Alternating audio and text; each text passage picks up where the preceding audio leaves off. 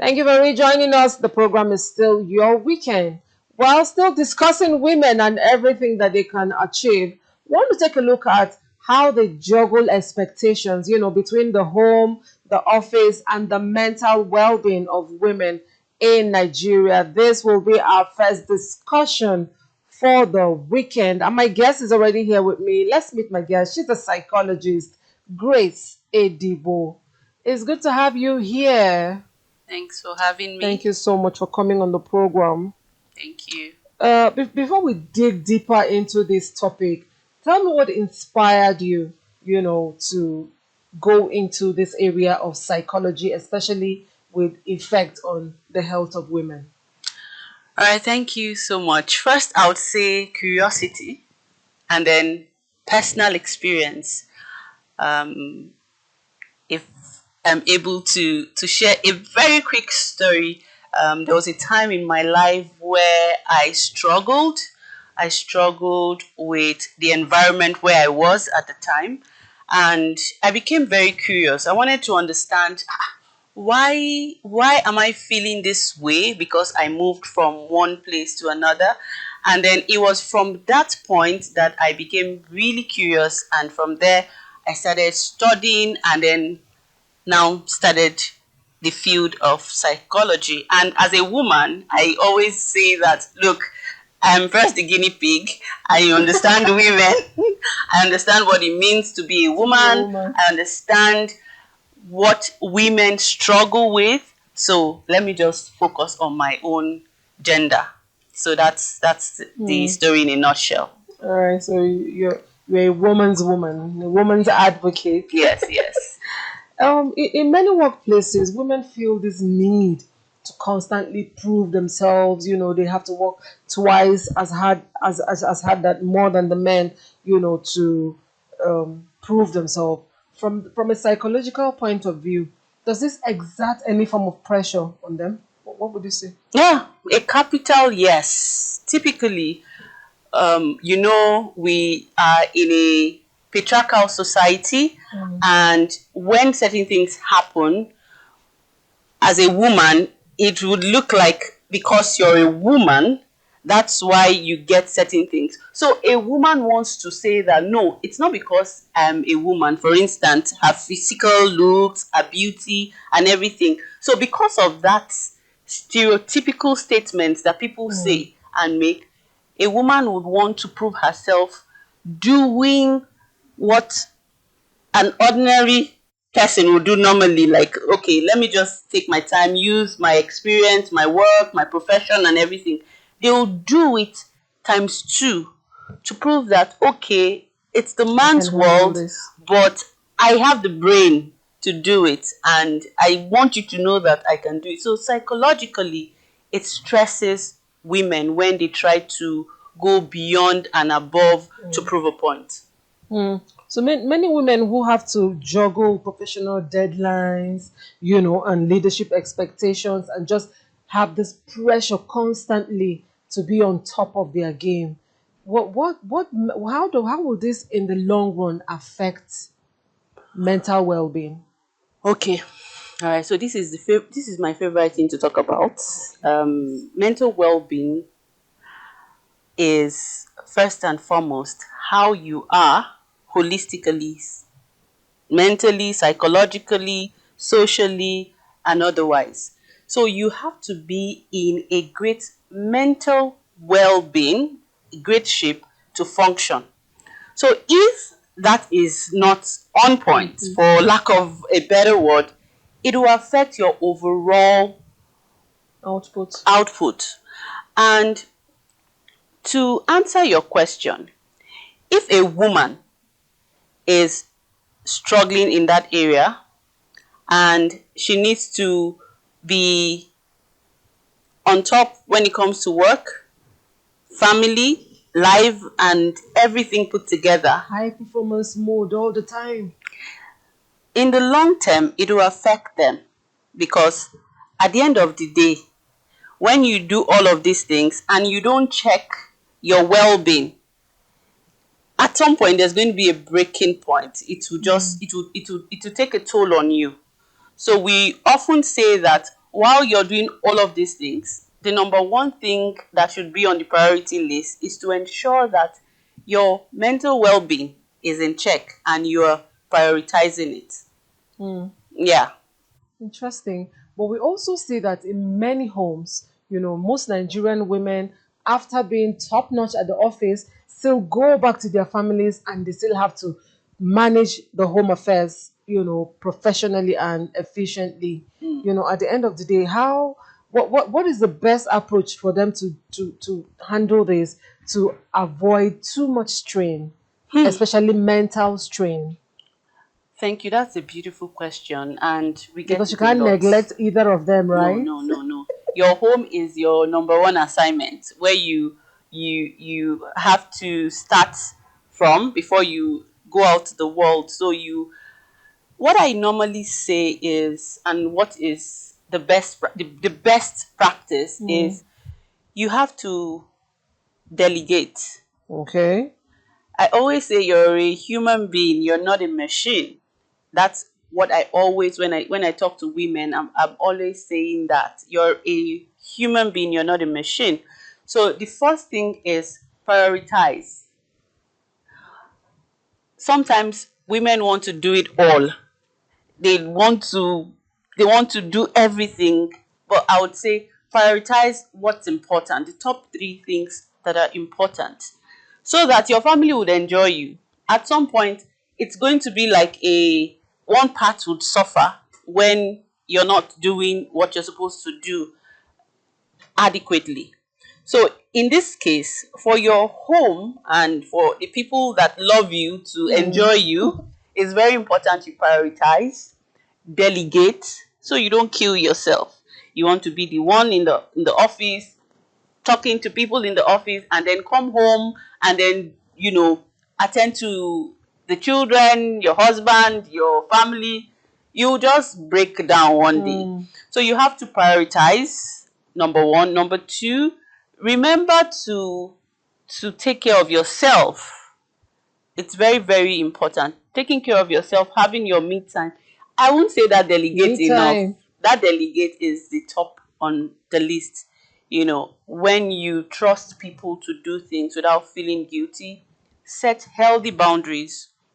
Learn to say no. We hear that a lot, but I would say it again. Learn to say no When it's yes, because necessary. it will choke you. It will choke you, you will die, and life would move on. So I would often say that prioritize key things, important things. Then the second, because at the end of the day, the everything you're trying to put in place to ensure that your work is what your office is enjoying you, your home should enjoy you, one part would suffer. Mm. So you have to prioritize, know when to deal with work things, know Mm. when to deal with home things, and then you'd have a better life for it. Mm. Interesting. I hope Yeah. our women are learning. I am learning. Yes. Let's talk about societal pressure. Mm. Women face this pressure to be on top with motherhood, with marriage, with motherhood, and still be successful with their career. How do you think that these pressures further lead women unknowingly into a burnout? I like the word you used, unknowingly. Exactly, because you would think you're being strong and on point for everybody, but you're there getting burnt out. Yeah. There's something we're dealing with at the moment, having to, we should not even talk about success. Like, what is success? That's another pot of beans. But the question, what I always say is, don't lie to yourself. You don't need to lie to yourself to know what is good for you. And what always say, success is unique to you. Okay. It's not what the society says that matters.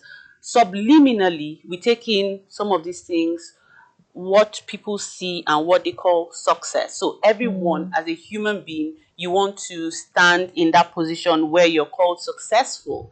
And because of that, subliminally, and thank God for social media that has given us a definition of success. And because of that, you'd watch and see things, and you don't know that you're taking in everything to define what success is for you. So very it's simple, but it's the best thing I would say today, that don't lie to yourself. Define your own success. What is success to you? Forget what Lagbaja is saying is success. You're successful in your own way. Comes up to Congratulations. you. This is what my success outline is. This is what I call success. This is what I term successful. It might just be being a good mom to your kids, being a good wife to your husband, being a good sister, being a good brother. Okay, women this time. Being a good sister, being a good colleague Colleague. to your colleagues at work. That's successful. Coming to the office and people are happy that you're around. That's successful. Because of social media, we have forgotten what true success is, which is being healthy and happy. Being healthy and happy. Oh, yes.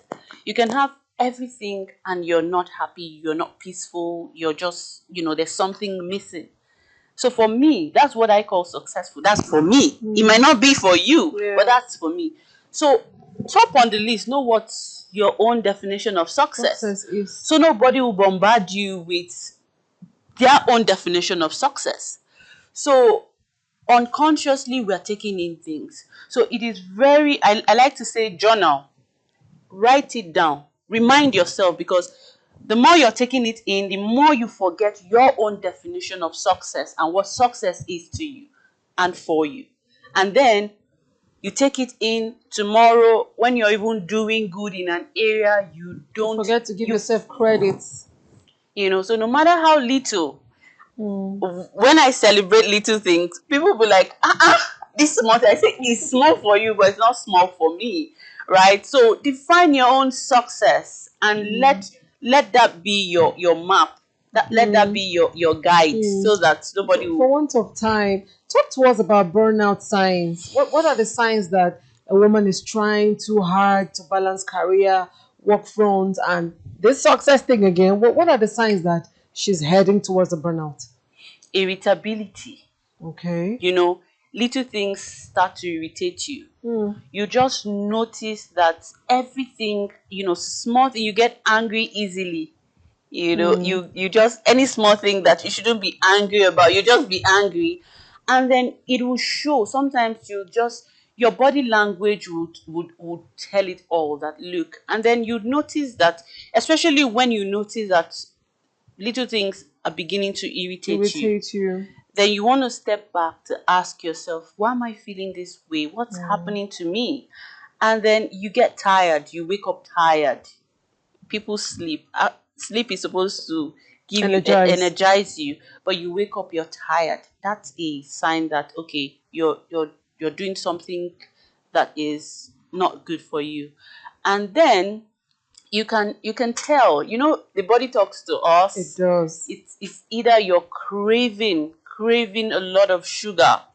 You want to Oh. eat, yes, because you want to fill a void, you want to be happy, and then you want to have that sweetness coming, and then you just notice that you're craving sugar, you want to eat more, you just want to be taking it in.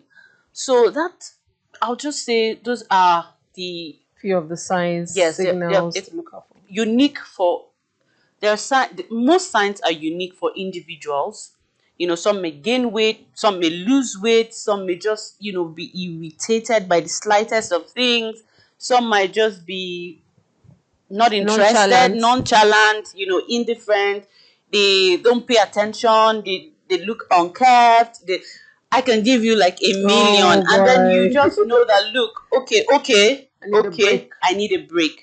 And then if you have friends, very important, I must add that you have your support group, your support team, people that call you out when they see that, okay, okay, you have been doing too much, you need to calm down and let's look at it. So Yes, I was that's going to come to that before we wrap up. From all your years of experiences and practice, what's the one lesson when it comes to guarding mental well-being that you would want women out there to know about? number one, have a support team, System. a support system.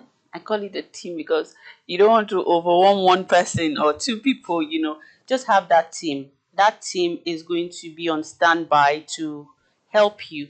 So most times, we hear different stories around friendships that, look, I don't want to bore people with or people betray this and all of that. And because of that, some people shy away from having the support system that they need to have.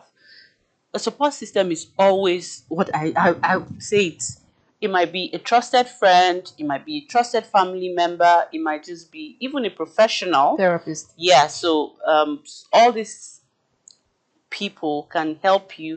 They know you on a daily. So when they start seeing something, going out of the norm, Yes. they'll call you out and then be vulnerable. I like to say be vulnerable. You're not a machine. I'll say it over and over Ask for again. help when you need to. Ask for help. Don't think you're bothering anybody. There's something I learned recently. I've always said it out. No, I don't want to bother you. No, I don't want to bother you. And women do it a lot. They don't want to bother this person. They don't want this person. Look, the person has not told you you're bothering them until they tell you. Well, thank you. I wish we could go on and on. I've Yeah. enjoyed having this conversation with you. Thank you so much Thank for you. coming. Thank you very Well, there much. you have it. I've been speaking with Grace Adibo. She's a psychologist, and I hope you learned a thing or two on how best to guard your mental well-being, especially all my women out there. How much of a superwoman can you be? Ask for help when you need to. All right, still talking about the best of who we can be. You know that a vision board helps you to know when to and how to for maximum success. Let's bring you a short feature on vision boards.